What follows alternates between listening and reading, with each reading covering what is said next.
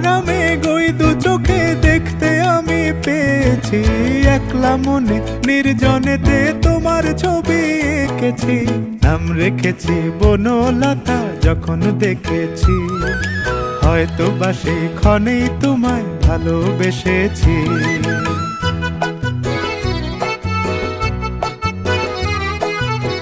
বনলতা কও কথা, হয়ো না গো কুণ্ঠিতা।